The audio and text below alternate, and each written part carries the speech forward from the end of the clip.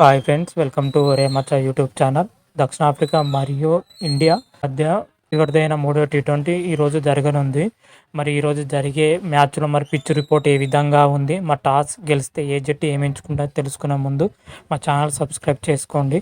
పక్కన ఉన్న bell icon కూడా క్లిక్ చేసి పెట్టుకోండి. ఫర్దర్గా మేము వీడియోలు అప్లోడ్ చేసినప్పుడు మీకు నోటిఫికేషన్ వస్తుంది. భారత్ మరియు దక్షిణాఫ్రికా మధ్య 3 మ్యాచ్ల టీ20 సిరీస్ అయితే మొదటి టీ20 మ్యాచ్లో వర్షం కారణంగా రద్దు అవ్వడం జరిగింది. ఆ తర్వాత సెకండ్ టీ20 మ్యాచ్లో భారత్పై దక్షిణాఫ్రికా 5 వికెట్ల తేడాతో ఘన విజయం సాధించడం జరిగింది. నిర్ణయాత్మకమైన మూడో టీ20లో మరి భారత్ మరియు దక్షిణాఫ్రికా తలపడనున్నాయి. ఒకవేళ సౌత్ ఆఫ్రికా గెలిస్తే 2-0తో సిరీస్ గెలుస్తుంది. ఒకవేళ ఇండియా గెలిస్తే 1-1తో సిరీస్ సమానం అవుతుంది. మరి ఈ మ్యాచ్ మాత్రం అయితే భారత్ కీలకంగా మారనుంది. ఎందుకంటే సిరీస్ సమం చేయాలంటే తప్పక గెలవాలి ఈ మ్యాచ్లో.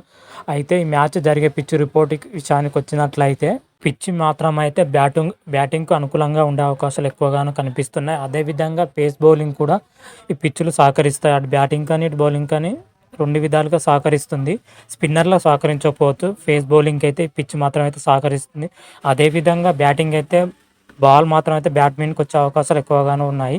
మరి చూడాలి, అటు బ్యాటింగ్ ఇటు బౌలింగ్ మధ్య పిచ్ మాత్రం అయితే రెడీగా ఉన్నట్టుగా తెలుస్తుంది. మరి చూద్దాం, భారీ స్కోర్ నమోదయ్యే అవకాశాలు ఎక్కువగానే ఉన్నాయి. ఎందుకంటే ఇటు బ్యాటింగ్కి అనుకూలం ఇస్తుంది, ఇటు బౌలింగ్కి అనుకూలం ఇస్తుంది. మరి చూద్దాం. మనం ముందుగానైతే ఈ పిచ్లో టాస్ గెలిచిన టీం మాత్రం అయితే ఫీల్డింగ్ ఎంచుకునే అవకాశాలు ఎక్కువగానే కనిపిస్తున్నాయి. మరి ఏ టీం టాస్ గెలిచి ఫీల్డింగ్ ఎంచుకుంటే వెయిట్ చేయాల్సిందే. మొత్తం మీద అయితే భారత్ అయితే ఈ మ్యాచ్లో మాత్రం అయితే భారీ చేంజెస్తోనే బరిలో దిగుతుంది. మొదటిగా అయితే శుభ్మన్ గిల్ పక్కన పెట్టి రుతురాజ్ గైక్వాడ్ను తీసుకుంటుంది ఈ మ్యాచ్లో. అదేవిధంగా కుల్దీప్ యాదవ్ను పక్కన పెట్టి అతని ప్లేస్లో T20 number 1 bowler Ravi Bishnoi తీసుకుంటుంది.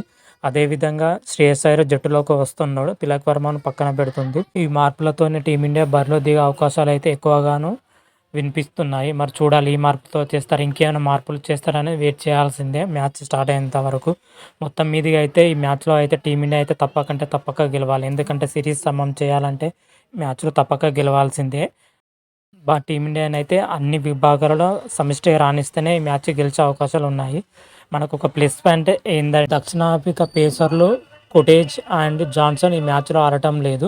ఇది మనకు కలిసి వచ్చే అంశం అని చెప్పుకోవచ్చు. చిన్న బౌలర్లతోనే వాళ్ళు బరిలో దిగే అవకాశాలు ఎక్కువగా ఉంటాయి. అయితే అప్పుడు మనం బ్యాటింగ్ చేయడానికి అనుకూలంగా ఉంటుంది. ఎందుకంటే ఎక్స్పీరియన్స్ బౌలర్స్ లేరు కాబట్టి ఎక్స్పీరియన్స్ లేని బౌలర్తోనే దక్షిణాఫ్రికా ఆడనుంది. మరి టీమిండియాకి అయితే బ్యాటింగ్ అయితే కొంచెం అనుకూలంగా ఉన్నట్లుగా కనిపిస్తుంది.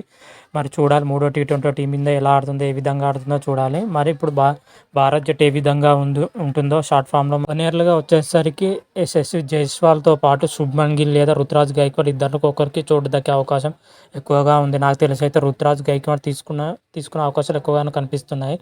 ఆ తర్వాత వన్ డౌన్కి వచ్చేసరికి తిలక్ వర్మను యథావిధిగా కొనసాగిస్తారా, అయితే మన శ్రేయస్ అయ్యర్ని తీసుకుంటారంటే ఇంకా కన్ఫామ్గా లేదు.